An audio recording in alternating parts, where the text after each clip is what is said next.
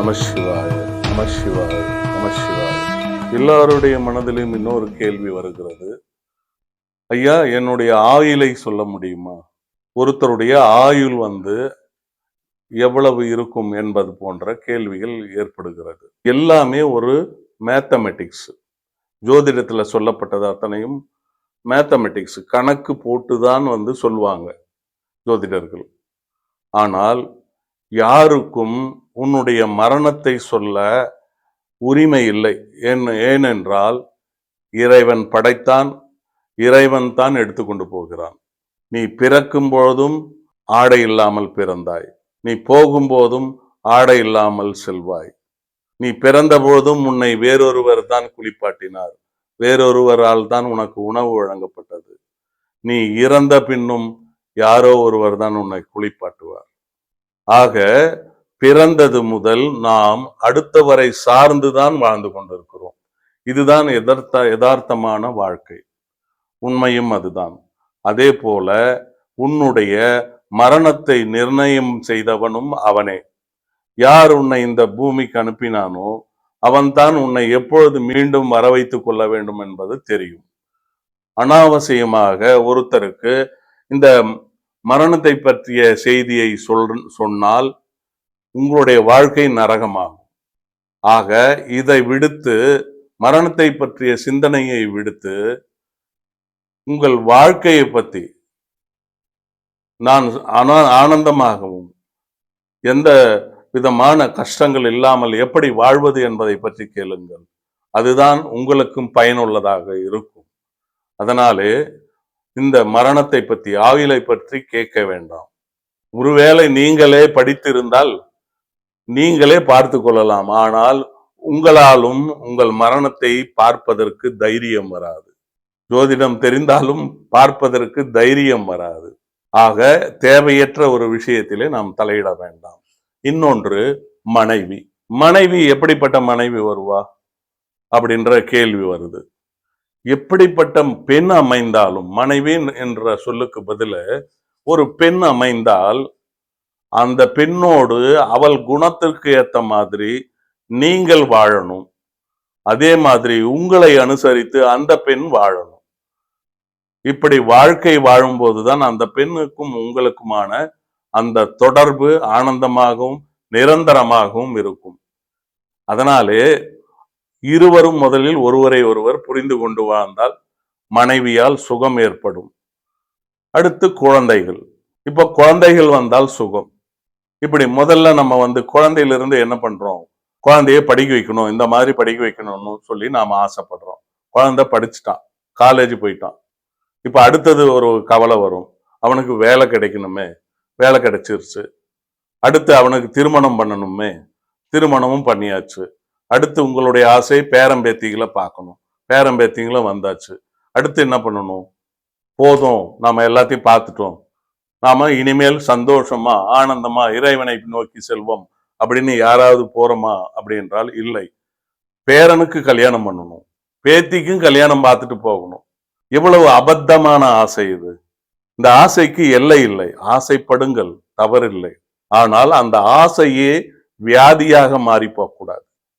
கவலையாக மாறினால் அது வியாதியாக மாறும். அதனால் இது எல்லாமே வாழ்க்கையில அது நடந்து கொண்டே இருக்கும். ஆனால் இன்றைய காலகட்டத்திலே நான் ஜோதிடம் பார்த்து கொண்டு இருப்பதாலே நிறைய குடும்பங்களில் கணவன் மனைவிக்குள் ஒரு 3 மாதத்தில், ஒரு 6 மாதத்துக்குள்ள பிரிவினை ஏற்படுகிறது. சண்டை சச்சரவுகள் பெரும்பாலும் வருகிறன. இது என்ன, ஜோதிடர் பொருத்தம் போட்டு பார்த்ததுனால தவறா பொருத்தம் போட்டாருன்னு நீங்க நினைக்கிறீங்களா? யாரும் தவறா பொருத்தம் போட மாட்டாங்க. நீங்க சொல்ற அந்த கருத்துக்களுக்கு ஏற்ற மாதிரி பொருத்தம் போடுவாங்க. எல்லா ஜோதிடர்களும் அதைய மட்டுமே பார்க்கறது இல்லை, பொருத்தங்களும் பார்க்கறாங்க, பொருத்தம் போடுறாங்க. ஆனால் வாழ்வது யார்? பொருத்தம் போடுவது ஒரு ஆணுக்கும் ஒரு பெண்ணுக்கும். அந்த பெண்ணுடைய தாய் தகப்பனுக்கோ அல்லது ஆணுடைய தாய் தகப்பனுக்கோ பொருத்தம் பார்ப்பதே இல்லை. இந்த சம்பந்தி பொருத்தம் புதுசா நாங்க ஜோதிடத்துல பார்க்கணும். இனிமேல் இந்த சம்பந்திகள் பொருத்தம் பார்க்கணும். இல்ல அப்படின்னா இந்த 2 குழந்தையும் வாழாது. இந்த 2 சம்பந்தியும் சேர்த்து 2 பேரையும் வாழ விட மாட்டாங்க.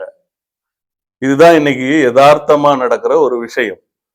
இதில் கொஞ்சம் கூட எந்த தாய் தகப்பனுக்கும் அக்கறையே கிடையாது. ஆணவம், அகங்காரம் மட்டுமே இவர்களிடம் மிஞ்சி இருக்கிறது. இதனால் இந்த குழந்தைகள், அது காதல் திருமணமோ, பெரியவர்கள் பார்த்து நிச்சயிக்கப்பட்ட திருமணமோ, இந்த நிலையில்தான் சென்று கொண்டிருக்கிறது. 100க்கு 10% மட்டுமே நன்றாக இருக்கிறார்கள். 90% கஷ்டத்தோடும் வேண்டாத வெறுப்போடும் வாழ்ந்து கொண்டிருக்கிறார்கள். இந்த நிலைகளுக்கு காரணம் யார் என்றால், இந்த மனித சமுதாயம் சிலவற்றை புரிந்து கொள்ள வேண்டும். நாம் நமக்காக வாழ வேண்டும், நம் சொந்த பந்தங்களுக்காக வாழக்கூடாது. அடுத்தவர் என்ன சொல்வார் என்பதற்காக நாம் வாழ போனோம்னா கடைசி வரையும், இந்த மூச்சு நிற்கிற வரைக்கும் உங்களால் வாழவே முடியாது. எனவே இதையெல்லாம் பொறுமையாக யோசியுங்கள். நாம் செய்வது சரியா என்பதை ஒரு முறைக்கு 2 முறை யோசியுங்கள். விட்டு கொடுத்து போங்கள். இங்கே யாரும் விட்டு கொடுக்காம அகங்காரத்தோட இருந்தா மட்டும் உங்களுக்கு ஆயுஸ் 1000 வருடங்கள் கிடையாது. விட்டு கொடுத்து போறவனுக்கும் ஆயுசு 100 வருடங்கள் இல்லை. இப்போதெல்லாம் நாங்கள் சொல்லும் பொழுது தீர்க்க ஆயுள் என்றாலே 60 வயது தான் என்று சொல்லப்பட்டிருக்கிறது. கலியுகத்திலே ஒருத்தனுடைய தீர்க்க ஆயுள் 60 வயது. இதே போதும் சாமின்னு சொல்றவங்க நிறைய பேர் இருக்கிறாங்க. 60 வயசா, இன்னும் நான் கஷ்டப்படணுமான்னு கேட்கிறவங்களும் இருக்கிறாங்க. ஆக இந்த ஜோதிடம் அப்படின்றதுல நிறைய விஷயங்கள் இருக்கு. இல்லை என்று சொல்வதற்கில்லை. அதை சொல்பவர்களை பொறுத்தது. அதனால் ஜோதிடம் பொய்யல்ல என்று உங்களோடு நான் பகிர்ந்து கொள்கிறேன். அதேபோல் இறைவன் என்பவர் உனக்குள் இருப்பவர், வேறு எங்கும் இல்லை, எதிரில் இல்லை. ஆனால் நாம் சொல்லும் பொழுது என்ன சொல்கிறோம்? பெரியவர்கள் சொல்லியிருக்கிறார், இறைவன் தூணிலும் இருப்பான், துரும்பலிலும் இருப்பான். அதே போல் உனக்குள்ளும் இருப்பான், எனக்குள்ளும் இருப்பான். இந்த எண்ணம் இருந்தால் நாம் ஒருத்தரை ஒருத்தர் துன்புறுத்தி கொண்டு, மதங்களை பேசிக்கொண்டு, ஜாதிகளை பேசிக்கொண்டு, அடித்துக்கொண்டு கேடுகட்ட வாழ்க்கையை நாம் வாழ்வோமா? அனைவரும் சமம் என்பதைத்தான் நாம் எடுத்துக்கொள்ள வேண்டும். ஏனென்றால் இந்தியாவில் பல விஷயங்கள் நடந்திருக்குது. இந்த இந்தியா பன்மொழி பேசும் மக்கள் நிறைந்த நாடு, பல மதங்களை கொண்ட நாடு. இங்கே எந்த மதமும் பெரிய மதம் கிடையாது. இப்படி சொல்லி சொல்லியே நம்மை வீணாக்குகிறார்கள். எனவே இந்த மதம் அந்த மதம் என்று பார்க்காமல் நாம் எல்லோரும் ஒருவர்தான் என்ற நிலையோடு வாழ வேண்டுமாய் உங்களை மீண்டும் கேட்டுக்கொள்கின்றேன். நமசிவாய, நமசிவாய.